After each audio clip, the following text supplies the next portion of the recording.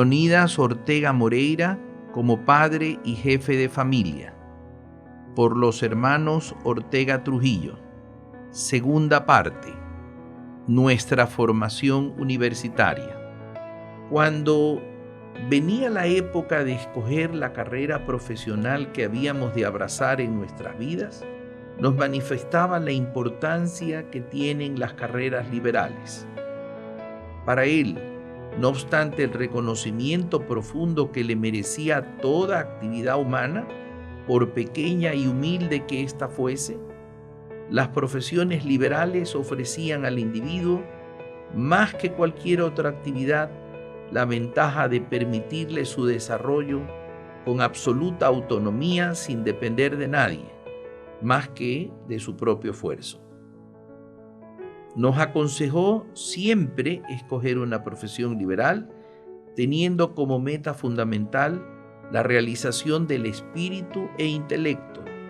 y luego, como cuestión secundaria pero necesaria, el éxito material o económico. Para nuestro padre, el ejercicio de toda actividad humana, profesional o no, debía desarrollársela primeramente para cumplir la función intrínseca o natural de ella. Y si como consecuencia de la misma se presentaba la oportunidad de recibir la justa recompensa de tal esfuerzo, en buena hora. Jamás participó del criterio de trabajar solo cuando había la oportunidad de ganar dinero. En más de una ocasión, con su propio ejemplo, nos enseñó que en muchos casos había que trabajar por responsabilidad, respondiendo al criterio de la solidaridad humana y del deber social. En el campo específico de su profesión de abogado, no obstante el éxito intelectual y material que ella le deparó en sus 50 años de ejercicio, la ejerció con una cierta mística de apostolado. En más de una ocasión, lo vimos defender intereses de terceros sin esperar ninguna retribución por su trabajo,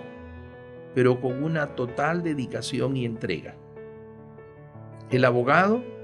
jamás debe abandonar a su cliente mientras éste le fuere leal,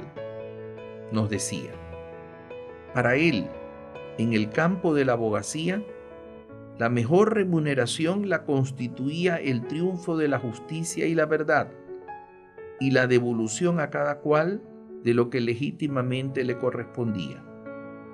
Vivió los éxitos y los avatares del ejercicio profesional a plenitud, pero manteniendo siempre una gran ecuanimidad, de manera que jamás se vanaglorió de sus triunfos, ni aprovechándose de ellos abusó del vencido. Igualmente, jamás se amilanó ni se sintió vencido ante el resultado contrario a su defensa. Para él, los casos encomendados a su defensa había que pelearlos como propios,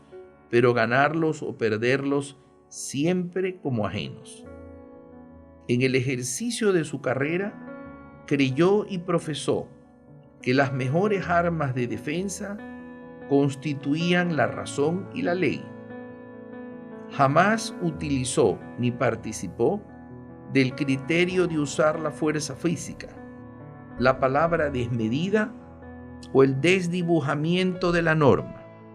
Para él había que ser siempre honesto consigo mismo y con los demás, y suave en la forma, pero fuerte en el argumento. Con ello bastaba. Fue esta mística con la que siempre acompañó su actividad profesional, sumada al recuerdo de haber sido la misma que ejerció su padre, la que debe haberle permitido cultivar y transmitirnos el profundo amor que hacia la abogacía profesó. Su amor hacia ella fue tan grande que hasta el último día de su vida la practicó y ejerció a cabalidad, y fue tan inmensa su admiración a ella que a todos sus hijos y a su primer nieto, sin obligarlos jamás, recomendó escogerla. Afortunadamente tuvo la suerte de ver hecho realidad lo que debe haber sido parte de sus sueños, allá cuando él decidió abrazar la abogacía como su carrera profesional, ver a sus hijos ejerciendo su misma actividad. Durante nuestra época de estudiantes universitarios, nos inculcaba la necesidad de mixturar las actividades estudiantiles con el trabajo productivo, a efecto de alcanzar los recursos materiales necesarios para sufragar sus costos e ir creando lo que él llamaba la reserva económica que nos permitiría, ya graduados de profesionales, ejercer nuestra actividad con independencia y libre de las tentaciones que muchas veces las necesidades apremiantes colocan en el camino de los seres humanos. Nos enseñó entonces que las buenas calificaciones tenían mayor valor y significado cuando éstas se las obtenía sin desmedro o merma de las responsabilidades que el trabajo nos exigía y del tiempo que a éste había que dedicar. Por tanto, no miraba con buenos ojos cuando por estudiar abandonábamos otras obligaciones, pues allí nos decía en forma un tanto severa que no existía mérito en nuestras calificaciones. Fue partícipe de la educación práctica más que de la doctrinaria. Para esta última había todo el tiempo de la vida para profundizarla. Para la práctica, solo la oportunidad presentada en su tiempo. Este esquema de pensamiento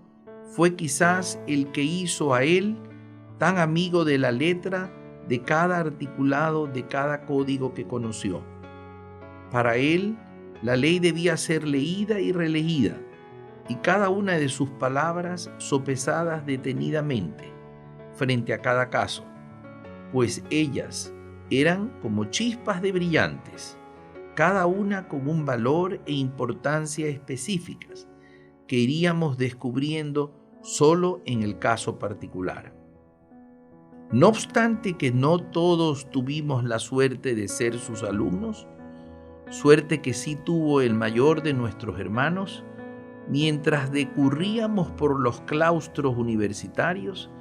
conocimos a través de los recuerdos y memorias de nuestros maestros, que habían sido sus pupilos, sus ejecutorias como profesor universitario. Solamente allí comprendimos el verdadero valor del maestro y la gran recompensa espiritual que depara tan ardua y abnegada labor. En estos años nos tocó conocer a lo mejor la más dura de las experiencias académicas de nuestro padre, pero a no dudarlo, la mejor oportunidad para conocerlo en todos sus quilates. Corría el año 1972 y se había declarado una huelga de los estudiantes de la Universidad Católica de Santiago de Guayaquil con el objeto de presionar a sus autoridades la aprobación de una reforma de los estatutos que, entre otras cosas, establecía el cogobierno estudiantil y una mayor independencia de la jerarquía eclesiástica. La huelga ya llevaba algún tiempo y no se solucionaban sus causas. Habiendo sido cofundador de la universidad y su primer rector, fue llamado para que por segunda vez, con el nombramiento de la Santa Sede en Roma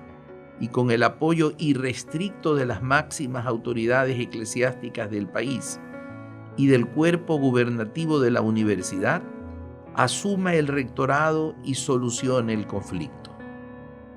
Lamentable o afortunadamente, no viene al caso discutir este aspecto,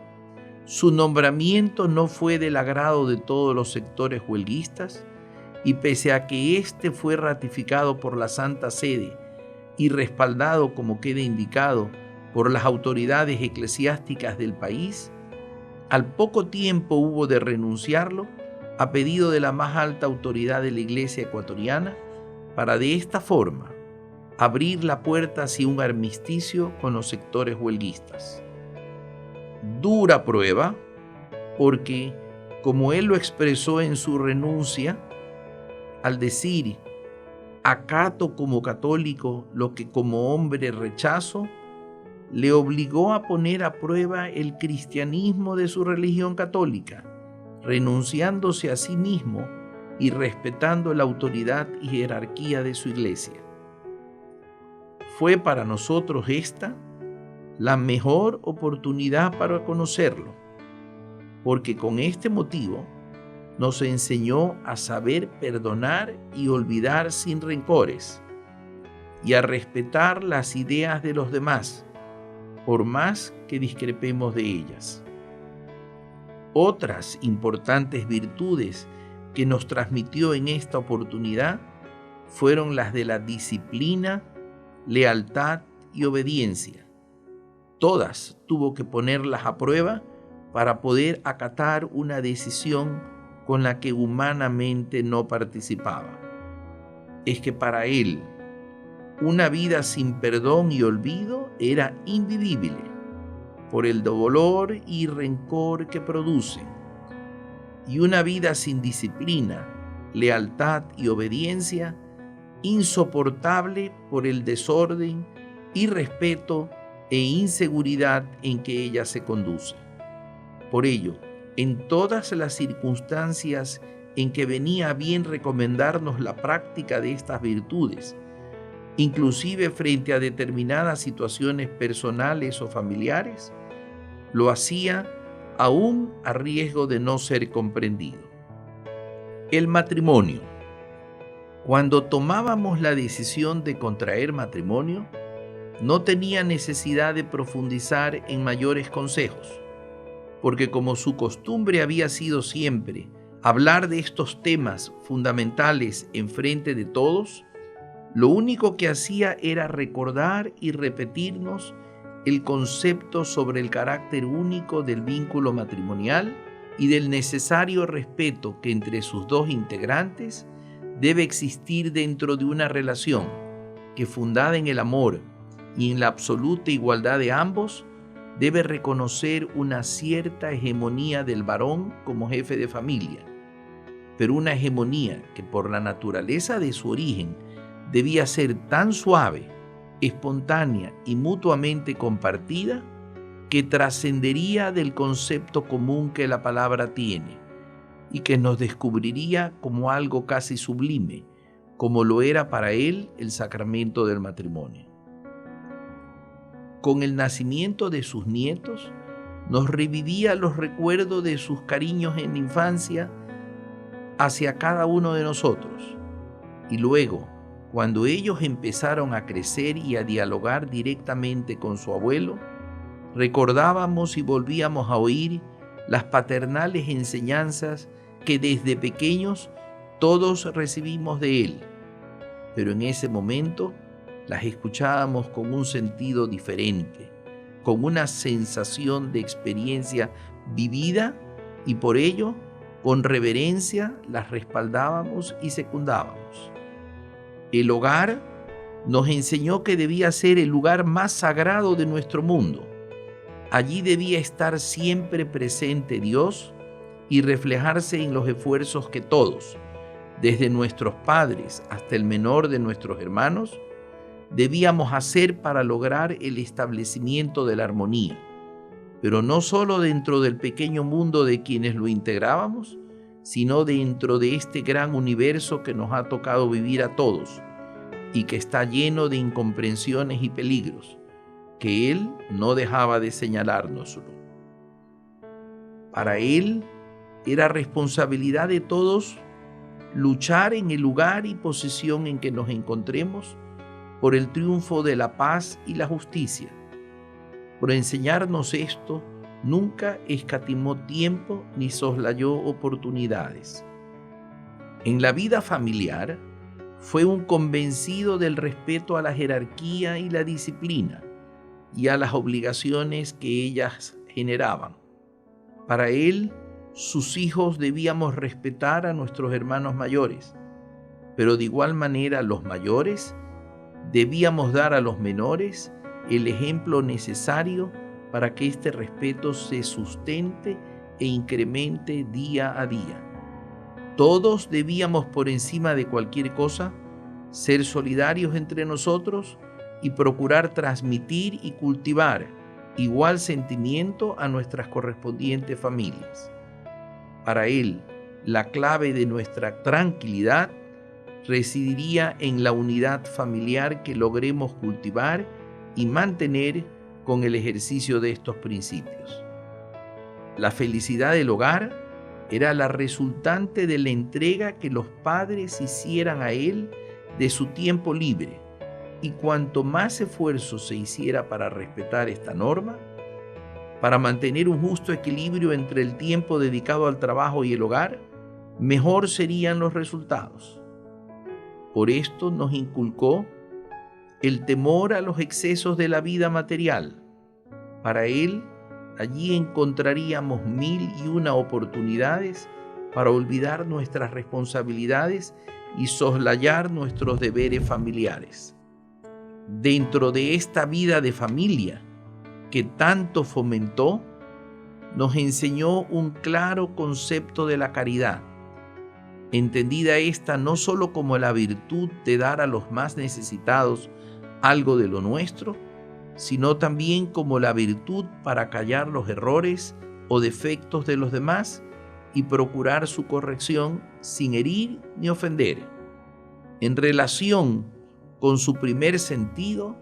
nos recordó siempre el deber que como cristianos tenemos de participar con quienes más lo necesitan de las bondades y bendiciones materiales que Dios nos concede en esta tierra, en absoluto anonimato, en el momento oportuno y sin esperar la recompensa terrena.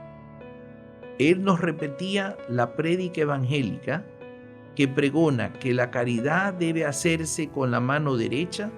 pero sin que lo conozca la izquierda, y tan rápido como se la requiera,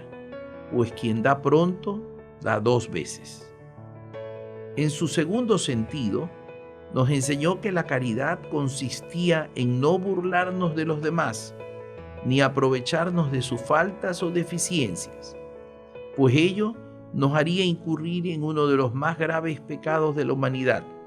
el orgullo. A este respecto, fue siempre cauto para enseñarnos con su ejemplo y celoso guardián para obligarnos a cumplir con esta enseñanza. Su experiencia como instrumento de nuestra formación. Habiéndole correspondido a nuestro Padre ejercer durante su vida algunos cargos públicos, entre los que se destacan la presidencia del Consejo de Guayaquil, el Ministerio de Educación Pública, miembro de la Junta Consultiva de Relaciones Exteriores y la presidencia del Tribunal Provincial del Referéndum, siempre nos inculcó la responsabilidad cívica de servir a la patria cada vez que ésta lo exija, como un medio para retribuirle o compensarle todas las oportunidades que ella nos brindaba a diario. En estos casos, nos decía, hay que aceptar el cargo para ejercerlo con la más absoluta dedicación y honestidad, pero poniendo de por medio solamente los altos intereses de la patria, sin aferrarse vanamente al mismo, de manera que cuando sea necesario el retiro, ello constituya no una caída, sino un ascenso en la escala de los valores humanos. En el ejercicio de cualquier función de este tipo, debíamos tener siempre lista la renuncia, de modo que, cuando el cargo se pretenda convertir en una oportunidad para traicionar los principios de la moral y de la propia conciencia, o en una molestia para quien lo propuso, antes de que ello ocurra, deba ser presentada. Con su experiencia nos enseñó que la función pública provoca en más de una ocasión sinsabores, que no deben amargar nuestras vidas ni apagar nuestras expectativas. A este respecto, nos decía que por lo general ello engrandece a quien lo sufre y empequeñece a quienes lo provocan, y que allí radicaba el verdadero honor de su ejercicio. Por todas estas consideraciones es que nunca se negó, no obstante en algunos casos su ya avanzada edad, a desempeñar las funciones públicas que se le propusieron en su paso por esta vida. Al término de cada gestión que le tocó desempeñar, se retiró con la única gloria que vale en esta vida, la que otorga la tranquilidad de conciencia que produce la satisfacción del deber cumplido. Cuando las oportunidades le depararon algún tipo de reconocimiento público, los aceptó, pero trasladando los méritos de los mismos a sus colaboradores, sin cuya ayuda y lealtad nada habría sido posible. Y por encima de ellos, al divino hacedor de todas las cosas, Dios, en quien siempre decía recaía todo honor y toda gloria por ser el hombre simple instrumento de él y de sus obras. El trabajo en equipo y su despedida. Ya convertidos en sus compañeros de trabajo, descubrimos en él al luchador incansable, al incesante forjador de ideas y de proyectos, al promotor de empresas, al hombre convencido de la riqueza material y del futuro progreso de la patria, al ecuatoriano conocedor de las grandes capacidades de sus compatriotas y al padre seguro de la confianza depositada en sus hijos. En estas diferentes facetas de su vida, nos descubrió lo que para él constituía una de las grandes claves del éxito de toda idea o proyecto: la entrega total a su realización y el convencimiento honesto y pleno de su posibilidad. La conjunción de estos dos elementos, unidos a la confianza en los grandes potenciales de nuestro país, nos permitiría a todos sortear cualquier tipo de dificultades y salir adelante en cuanto proyecto emprendamos. Afortunadamente, logró en vida ver hechas realidades algunas de aquellas ideas que en algún momento engendró en su mente y a las cuales luego entregó sus esfuerzos y desvelos. En estos quehaceres nos descubría la importancia de ser libres y la necesidad de luchar por un sistema de organización social que garantice la libertad política y económica de todos los ecuatorianos, lucha en la cual, nos decía, jugaría un papel importante la responsabilidad social con la que desempeñemos nuestras actividades empresariales.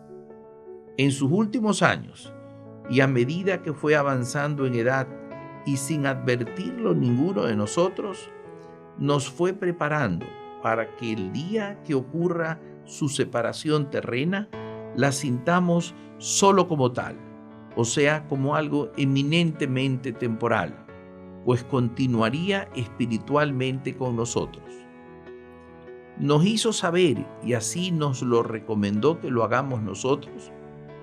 que había vivido su vida procurando ajustarla siempre a los cánones de la ley de Dios y de los hombres, de manera que en el momento que ocurriere su partida definitiva, él pueda presentarse ante el divino juez con sus cuentas lo más diáfanas que sea posible. Invocamos a Dios porque así sea. Nos expresó en repetidas oportunidades que mantener este estilo o filosofía de vida no le fue siempre fácil frente a las innumerables tentaciones que la vida le presentó, que en más de una oportunidad cayó ante la tentación y que gracias al conocimiento de Dios supo arrepentirse y eventualmente enmendar el daño que pudo haber ocasionado. Nos dejó conocer que todo sacrificio o esfuerzo que hagamos en esta vida, por amar a Dios sobre todas las cosas y al prójimo como a nosotros mismos, así como para honrar y respetar a su Santa Iglesia, tenía una compensación espiritual indescriptible e inigualable, suprema enseñanza, que luego, el día de su dolorosa partida, el día de su muerte, viendo su rostro apacible y ligeramente sonreído, comprendimos en toda su magnitud. Finalmente, con su muerte, nuestro Padre nos enseñó a valorar la vida en toda su dimensión y la necesidad de aprender a prepararnos para morir, y nos dejó, como uno de sus más grandes legados espirituales, la oportunidad de practicar una de sus más profundas enseñanzas, la de aceptar con profunda resignación cristiana los altos designios del Señor. Ojalá que este sincero recuerdo de nuestro Padre, que pretende sintetizar las experiencias y los sentimientos vividos por todos sus hijos, en vez de entristecer al lector, le sirva para amar más la vida y encontrar en ella toda la belleza y razón para vivirla. Paz en su tumba, sus hijos.